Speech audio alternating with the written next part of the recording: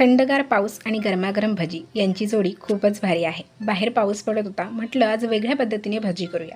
तर एक वाटी पोहे घेतले. पोहे बुडतील एवढेच त्याच्यामध्ये पाणी घातलं आणि बाकीचं कापून चिरून घेईपर्यंत पोहे असेच पाण्यामध्ये भिजत ठेवले.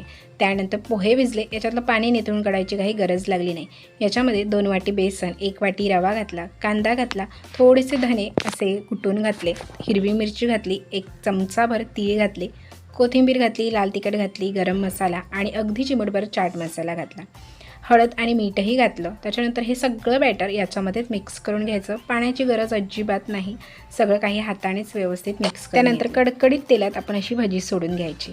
तर हे जे तेल मी वापरलं आहे त्याच्यामध्ये मी वडे तळले होते, त्याच्यामुळे ते थोडंसं लालसर दिसतं. तर मस्तपैकी दोन्ही साईडने अलटून पलटून ही भाजी कुरकुरीत होईपर्यंत तळायची. आता कांदा भजी, बटाटा भजी आपण रोजच खातो. जर अशी वेगळ्या स्टाईलची भजी बनवली आणि खाल्ली तर चवीलाही खूप छान लागतं आणि काहीतरी वेगळंही होऊन जातं. तर आता या पावसाळ्यात ही भजी नक्की